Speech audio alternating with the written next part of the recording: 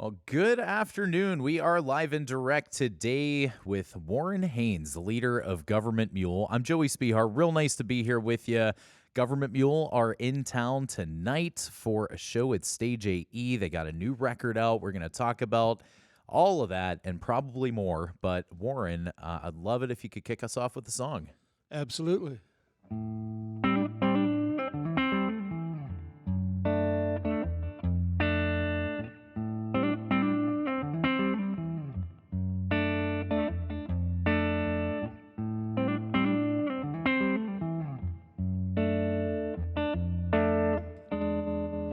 Mysterious, blown in with the night, all this beauty captured in a frame,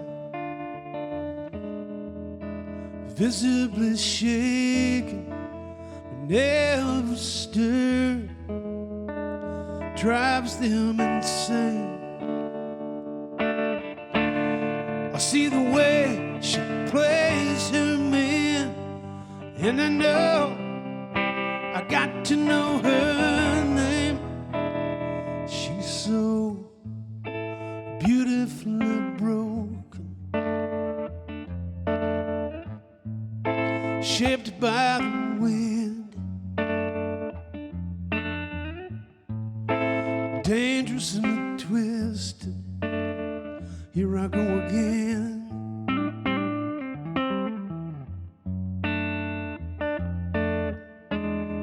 See the way she cast her spell,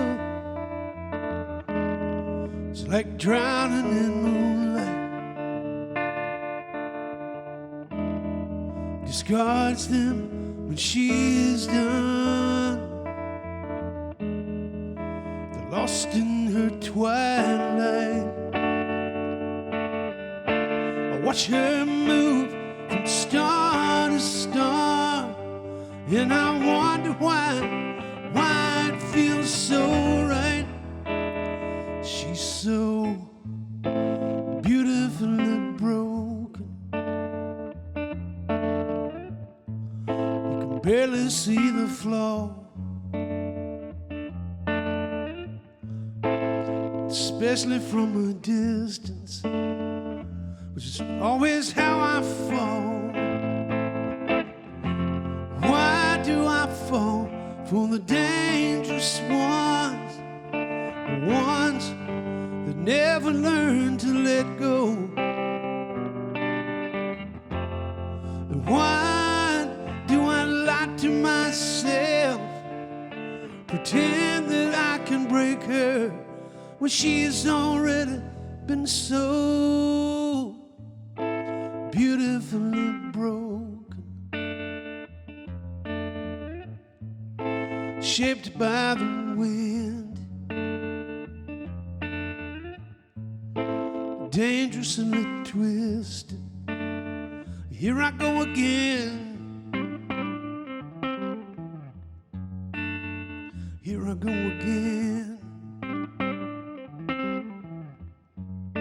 Here I go again.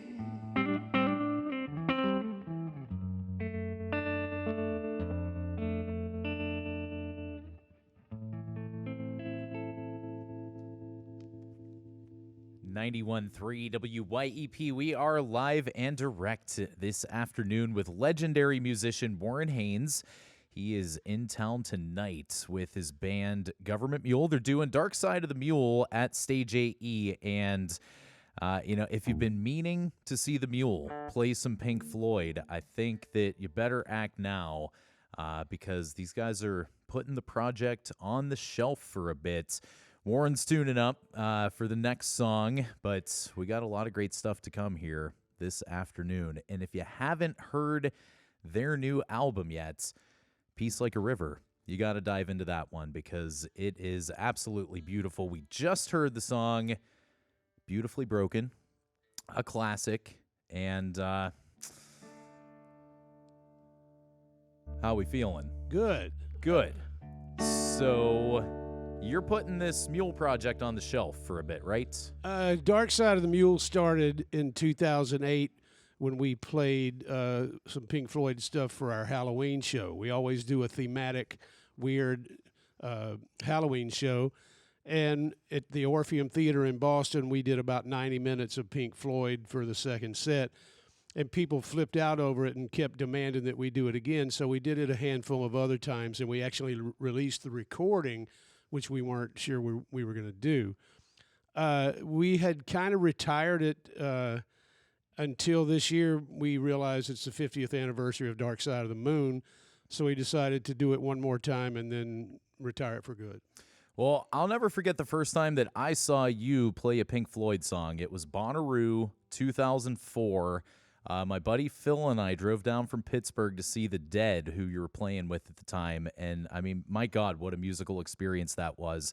I actually had to verify I didn't see you do any Floyd before, because I did catch you with Phil here in Pittsburgh a couple years prior, but you just did a Gov't Mule cover. But anyway, I had never heard Pink Floyd in the context of The Dead before, and I thought that that was so powerful and something that you've always done amazingly well, kind of connecting those musical worlds together. Do you ever feel like it's part of your mission in life to, to tell these musical stories, whether you wrote them or not?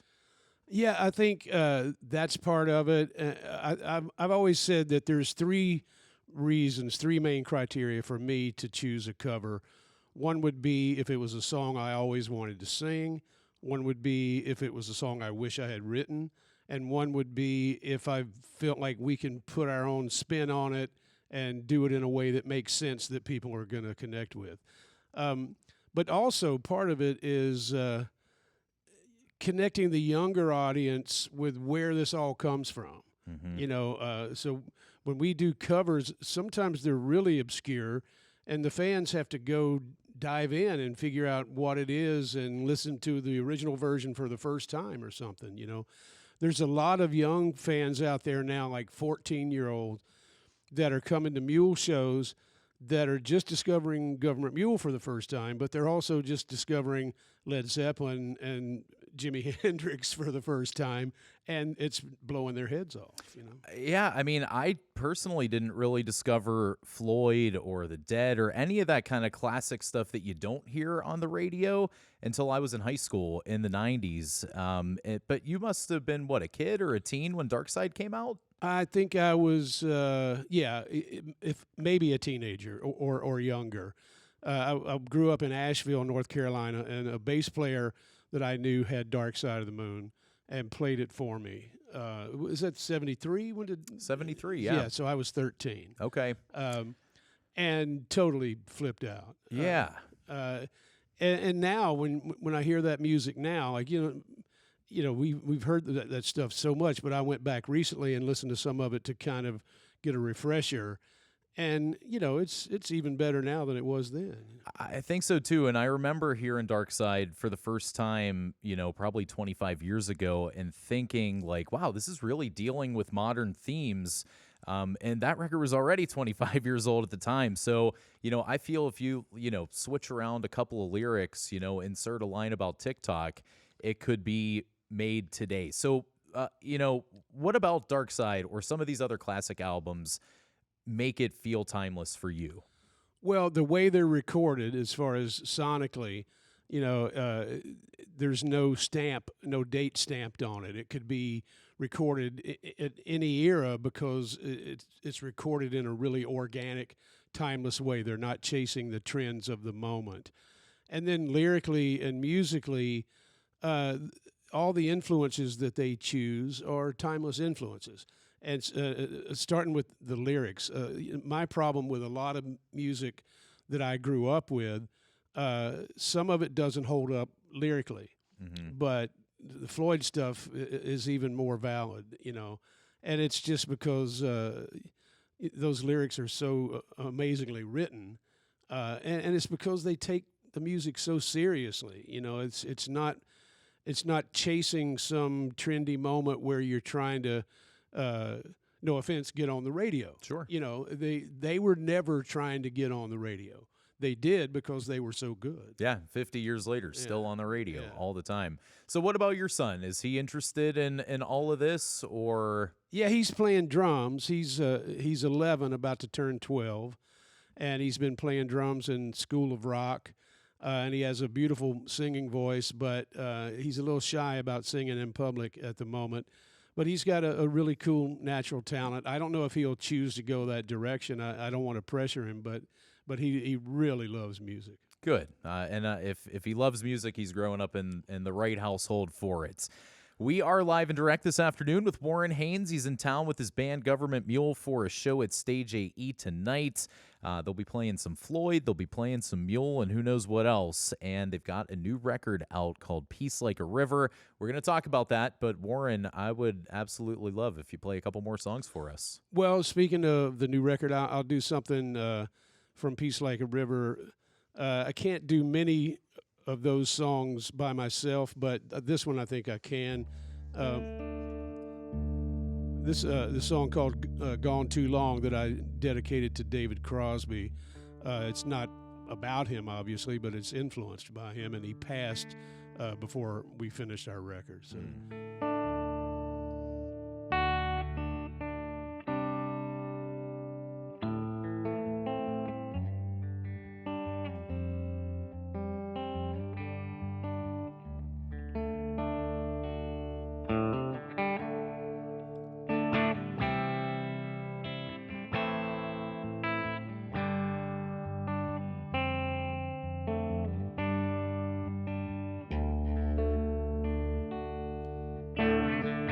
Dreams mixed with time can take you on a journey. I know I've been too far in flight,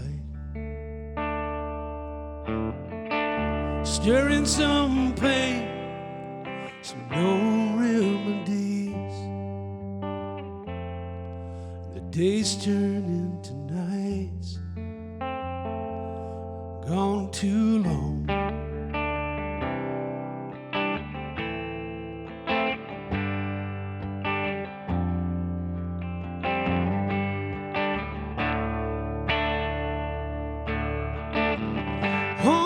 Security never meant much to me. I always chose to go my own way. They say freedom comes where freedom goes, but loneliness is here to stay. Gone too long.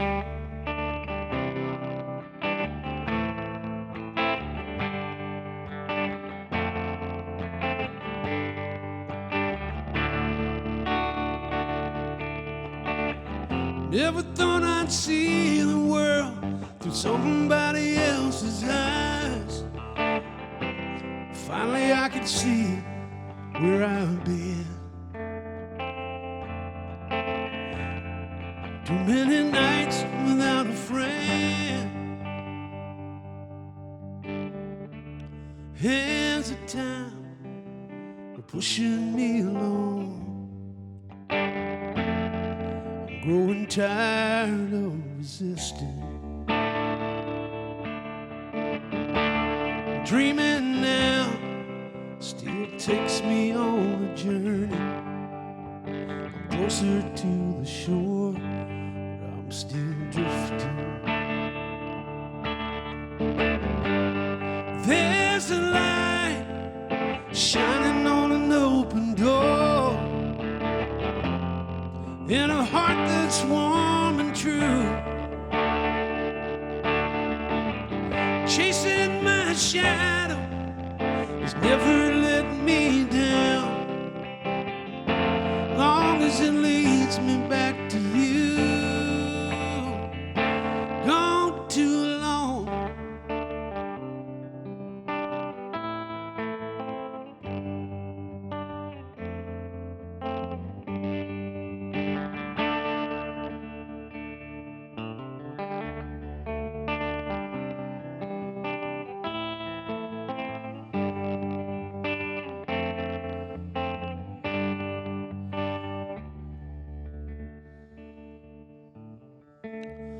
I gotta go now. Work's picked up again.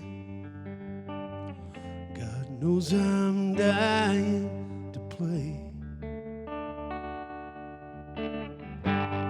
One more kiss, I'll leave it on my lips. But please don't let me stay gone too long.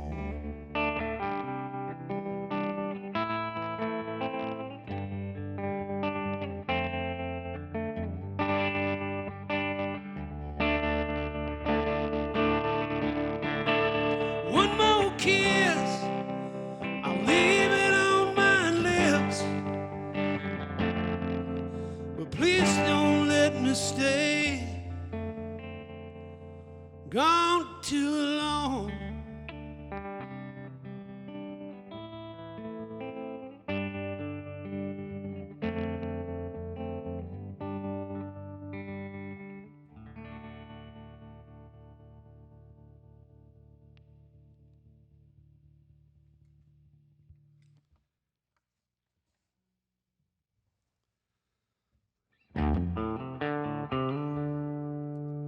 So I did a new one, now I'll do an old one. This is a song that I wrote that we recorded with the Allman Brothers on the Hitting the Note record, and it was really just me and Derek Trucks, the two of us on acoustic guitar. It's called Old Friend.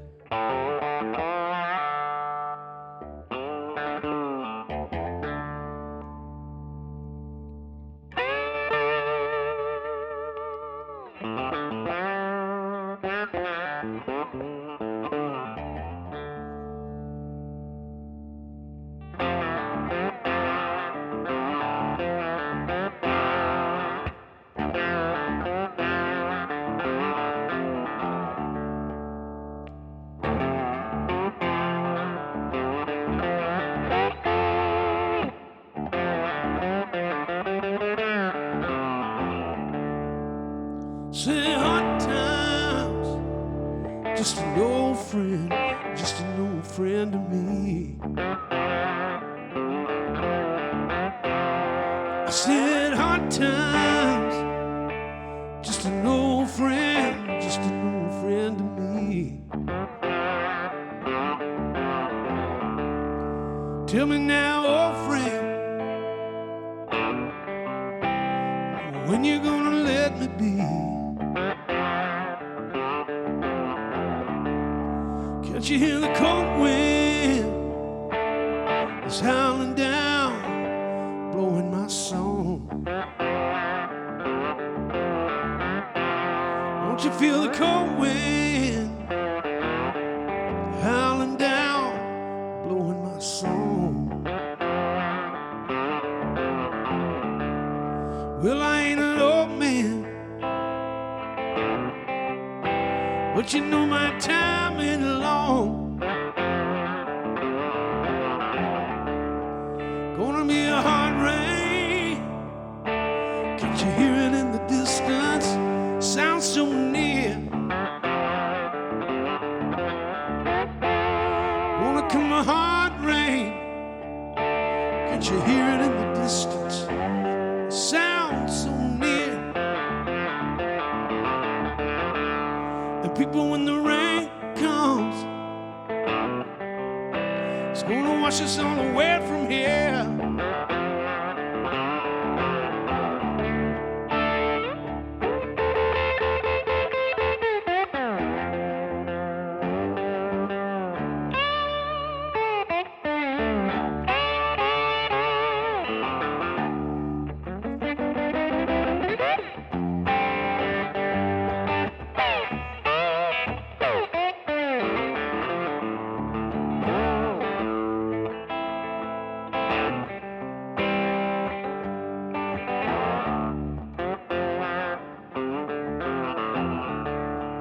Meet a woman. Oh, people, tell me what can't you be? Meet a woman. be. She's the only woman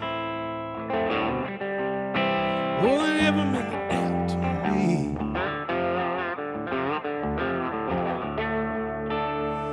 Hard times, I said, an old friend, just an old friend to me. I said hard times, just an old friend, just an old friend to me. Tell me now, old friend,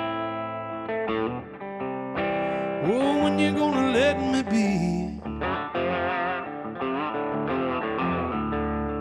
Tell me now, old friend, when you gonna let me be?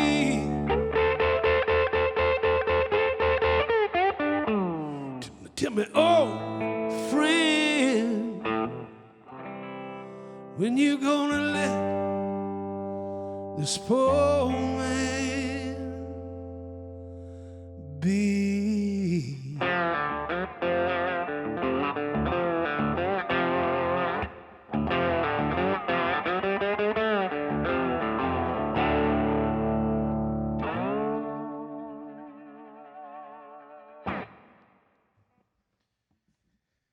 91.3 WYEP. We are live and direct today with the legendary Warren Haynes. My name's Joey Spehar. I'm on the radio each and every day. I've driven fast cars. Man, I even won $1,000 on a scratch-off ticket once. But there is no thrill in this world like watching Warren Haynes pull the slide out of his pocket. That was the old song, Old Friend, and the Mule are at Stage AE tonight. You can find all the details you need about that show and a whole lot of other shows, because there are plenty coming to Pittsburgh, and you can find them all at WYEP.org. We just heard Old Friend, and before that, a song from the new album called Gone Too Long. So, Warren, I've been loving your new album. It's really great, and at least to me, Thank you.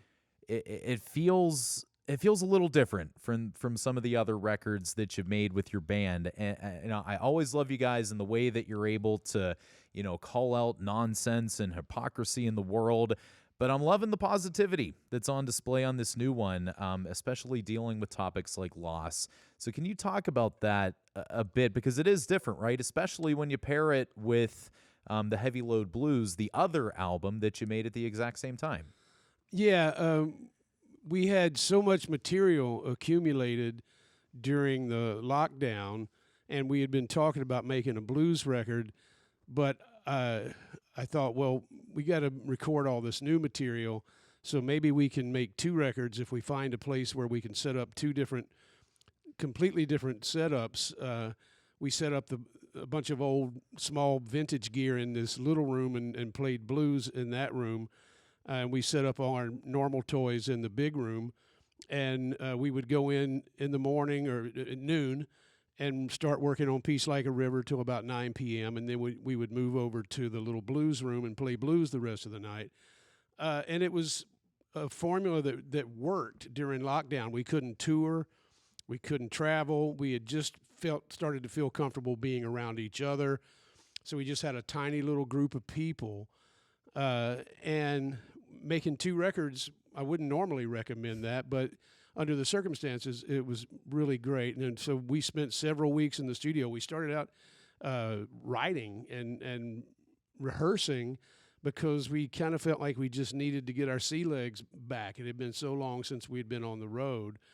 The new record, something about all the songs that I wrote during the lockdown, I didn't want to wallow in the mire of negativity.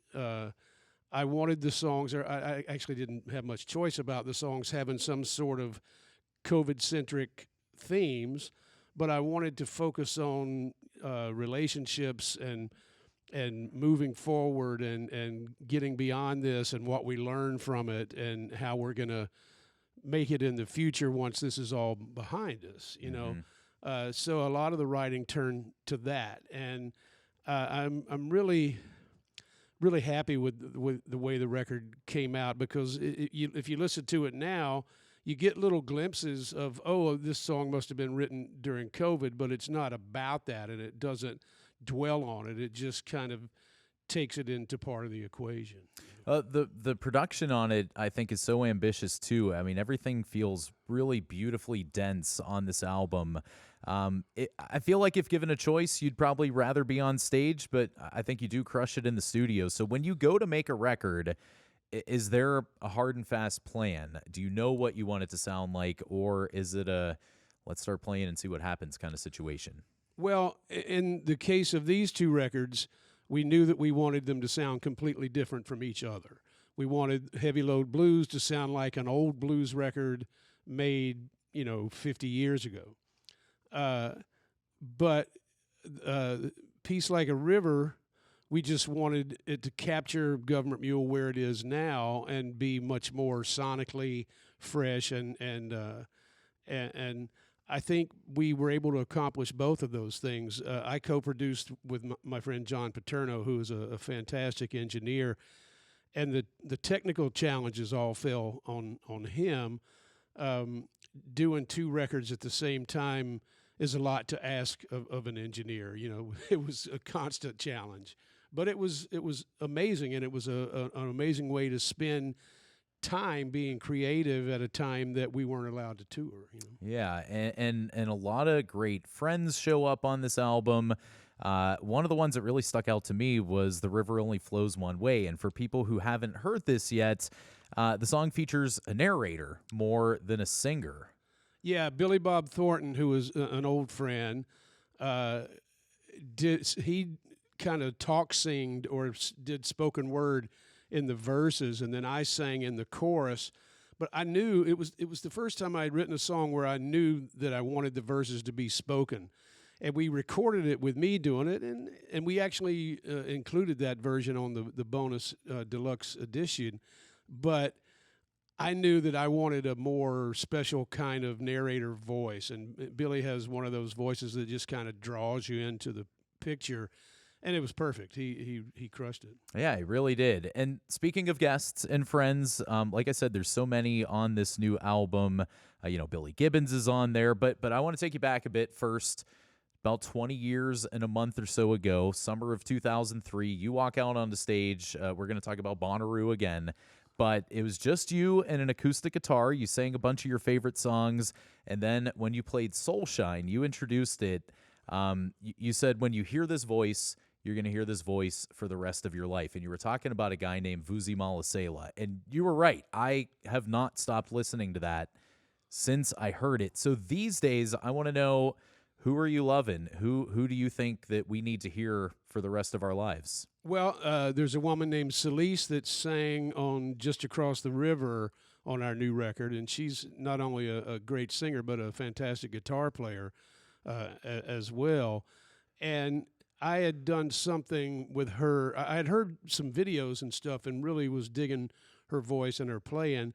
And then we wound up on a benefit show together, and we hit it off and talked about doing something. So we had her join us on this record, and she's fantastic. I mean, she's getting a lot of attention right now because she's such a great guitar player in addition to being a great singer. So she's someone that I'm checking out a lot. Yeah, she played here in Pittsburgh not too long ago, or who knows what too long ago is, and it could have been 4 years at this point. Right. But she is just magnificent to watch. So I'm glad that you got her on the album. Warren Haynes and Gov't Mule are in town tonight playing a show at Stage AE. They're going to be doing some Dark Side and some Mule stuff. Warren, I thank you so much for coming by and talking with you. It's always a pleasure. Would you play us one more song? Absolutely. This is a Mule song called Captured that appeared on our record, Shout. Shout was a record where we did a bonus CD that had our friends and favorite singers doing alternate versions, and a lot of great singers like Ben Harper and Steve Winwood and Miles Kennedy and Elvis Costello. We mentioned Elvis earlier. Jim James from My Morning Jacket sang the alternate version of this song on the bonus disc of Shout, but this is my version, which is more like the way I wrote it originally.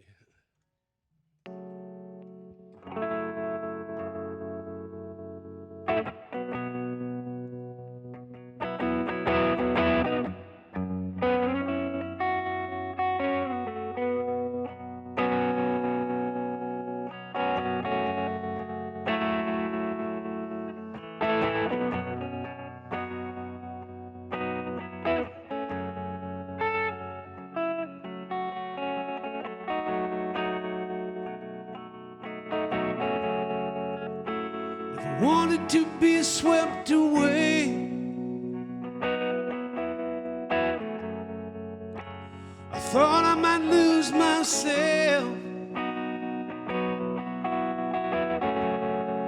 Nobody told me there'd be music, sweet music.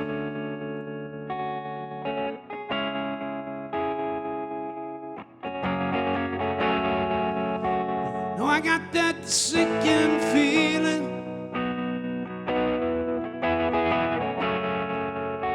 But I try to brace myself. I can feel me start to surrender, sweet surrender.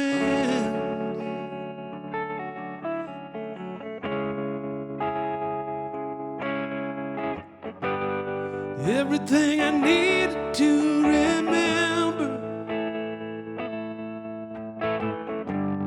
everything I needed to forget.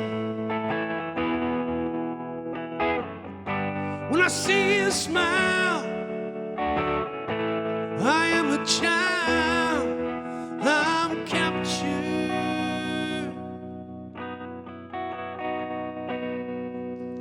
Oh, I'm captured.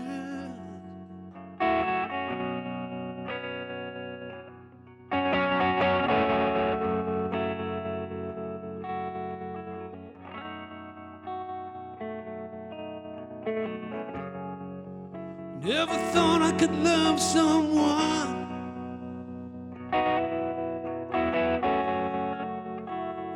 more than I love myself.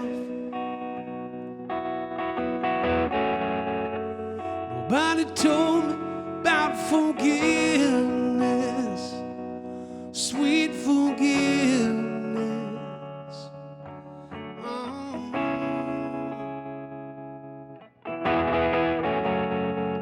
And now we're waving a flag in the air.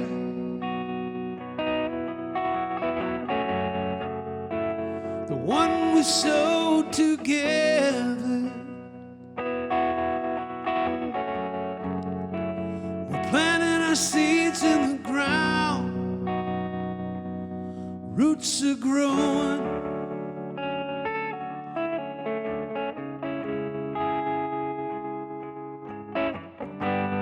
Everything I needed to remember,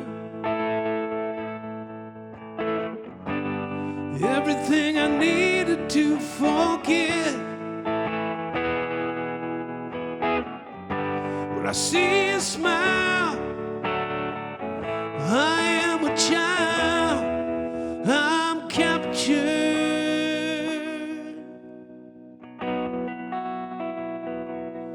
Oh, I'm captured.